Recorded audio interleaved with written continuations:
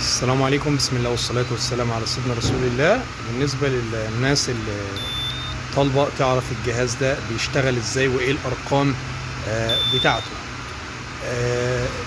تشغيل الجهاز عادي جدا بحجرين اللي هم الصغيرين دول بيبدأ يشتغل معاك. نيجي نشوف حاجة زي كده مثلا.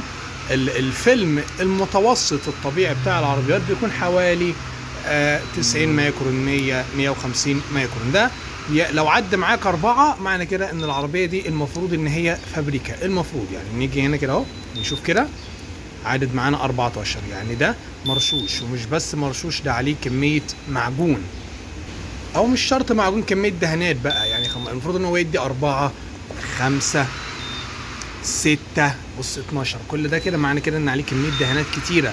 الأربعة 25 يعني واحد منه. نيجي نبص كده على حاجة مش مرشوشة. ده مثلا دي حاجة مش مرشوشة. نيجي نبص كده، بص مديانا 4 مش 4 ملي طبعا، مش 4 ملي. الملي ده 1000 مايكرون، والعربية الطبيعي بتاعها بتكون 100 مايكرون مثلا متوسط، يعني ممكن تزيد أو تقل حاجات بسيطة. ف4 يعني تقريبا 100 مايكرون، يعني 100. طب اديتنا 8 يعني 200. 8 يعني وارد ان هي تكون مرشوشه او بالفعل مرشوشه او عليها كميه دهان. يعني الواحد من هنا واحد بيساوي 25 مايكرون. 4 يعني كام مايكرون؟ يعني 100 مايكرون. نيجي نبص هنا كده، بص 8، وده بالفعل مرشوش. يعني ده بالفعل مرشوش على فكره. بص مدينا كام؟ 8، يعني 8 يعني مرشوش. نيجي نشوف حاجه هنا كده، دي حاجه عليها معجون. بص كده، بص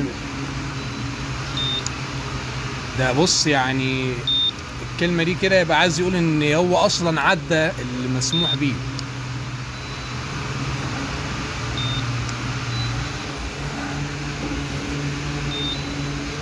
بص ادانا كام؟ 12. 12 ده يعني كتير هنا عشان في معجون. ف يعني كتير ان ده معمول كتير، معمول مرة واثنين وثلاثة ويمكن 4 وخمسة و6، ان هو مدي يعني قراية.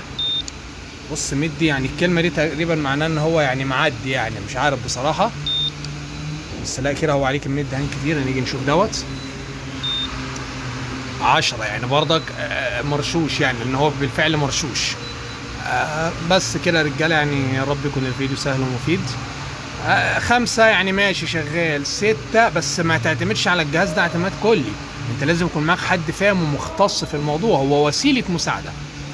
متنسوناش في الدعاء، واللي عنده اضافة يسيبها في التعليقات. والسلام عليكم ورحمة الله وبركاته.